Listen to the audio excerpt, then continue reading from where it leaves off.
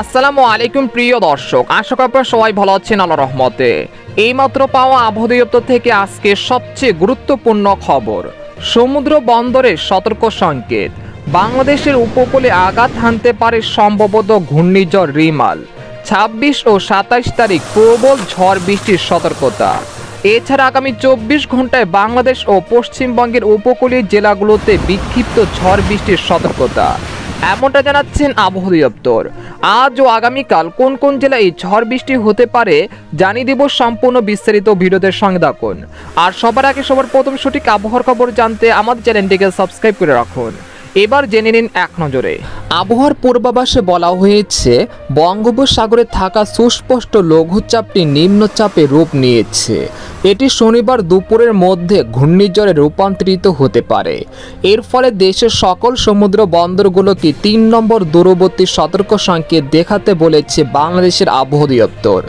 এছাড়া ঘূর্ণিঝড় আঘাতের সময় দেশের উপকূলীয় অঞ্চলগুলোতে 10 থেকে 8 ফুট উচ্চতায় প্রবল জলোচ্ছ্বাসে প্লাবিত হতে পারে, তাই পূর্ব প্রস্তুতি নিয়ে রাখার জন্য পরামর্শও দিচ্ছে। এদিকে আবহাওয়ার আরেক সতর্ক বার্তায় বলা হয়েছে, বর্তমানে সারা দেশে যে ভ্যাপসা গরমের তীব্রতা রয়েছে সেটা শনিবার সন্ধ্যা পর্যন্ত অব্যাহত থাকতে পারে। একই সঙ্গে শনিবার রাত থেকেই সম্ভবত ঘূর্ণিঝড় রিমালের প্রভাবে দেশের খুলনা, বরিশাল ও চট্টগ্রাম বিভাগের উপকূলীয় জেলাগুলোতে দমকা বাতাস ও বৃষ্টিপাত শুরু হতে পারে। পরবর্তীতে রবি ও সোমবার দেশের 8 বিভাগের সকল জেলায় প্রবল ঝড় বৃষ্টি, সেই সাথে কোথাও কোথাও ঘন্টায় 100 থেকে 120 কিলোমিটার গতিবেগে দমকা বা ঝড়ো হাওয়া বয়ে যেতে পারে। সতর্কতা, প্রবল ভারী বর্ষণ ও জলোচ্ছ্বাসের কারণে উঁচু ও নিচু এলাকায় জলাবদ্ধতার সৃষ্টি হতে পারে।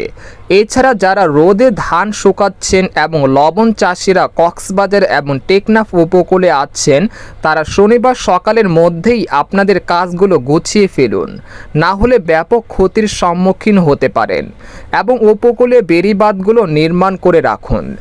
এদিকে সামুদ্রিক আবহাওয়া, বর্তমানে দক্ষিণ মধ্য বঙ্গোপসাগরে অবস্থানরত নিম্নচাপের কেন্দ্রের 50 কিলোমিটার ব্যাসার্ধের মধ্যে বাতাসের একটানা গতিবেগ ঘন্টায় 45 কিলোমিটার, যা দমকা হাওয়া আকারে 55 কিলোমিটার পর্যন্ত বৃদ্ধি পাচ্ছে। সাগর ওই স্থানে বেশ উত্তাল আছে। এটি উপযুক্ত পরিবেশ পেলে শনিবারের মধ্যে ঘূর্ণিঝড় রিমালে পরিণত হতে পারে এবং এটি রবিবার সকাল থেকে সন্ধ্যার মধ্যে বাংলাদেশের সুন্দরবন ও ভারতের গঙ্গাসাগরের উপকূল দিয়ে এটি স্থলভাগে আঘাত হানতে পারে। বর্তমানে দেশের সকল সমুদ্র বন্দরগুলোকে 3 নম্বর স্থানীয় সতর্ক সংকেত দেখাতে বলা হয়েছে। পরবর্তীতে সতর্ক সংকেত বাড়তে পারে। উত্তর বঙ্গোপসাগর ও গভীর সাগরে অবস্থানরত মাছ ধরা নৌকা ও ট্রলারগুলোকে পরবর্তী নির্দেশনা না দেওয়া পর্যন্ত উপকূলের কাছাকাছি এসে সাবধানে চলাচল করতে বলা হয়েছে। একই সঙ্গে তাদেরকে 29 তারিখ পর্যন্ত গভীর সাগরে বিচরণ না করতে বলা হয়েছে সতর্ক বার্তায়। এদিকে বাংলাদেশ আবহাওয়াবিদ মোহাম্মদ হাফিজুর রহমান জানান, আজ সকাল 9টা থেকে পরবর্তী 24 ঘন্টায় বরিশাল, চট্টগ্রাম ও সিলেট বিভাগে একটি জায়গায় অস্থায়ীভাবে দমকা বা ঝড়ো হাওয়া সহ বৃষ্টি বা বজ্র সহ বৃষ্টি হতে পারে। এছাড়া দেশের অন্যত্র অস্থায়ীভাবে আংশিক মেঘলা আকাশ সহ আবহাওয়া প্রধানত শুষ্ক থাকতে পারে। এ সময় সারা দেশে দিন এবং রাতের তাপমাত্রা সামান্য বৃদ্ধি পেতে পারে। জলীয় বাষ্পের আধিক্যের কারণে অস্বস্তিকর ভ্যাপসা গরম বিরাজমান থাকতে পারে।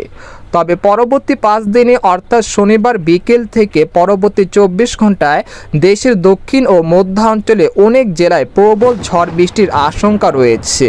সেই সাথে রাত ও দিনের তাপমাত্রা সর্বোচ্চ 5 ডিগ্রি সেলসিয়াস পর্যন্ত কমে যেতে পারে।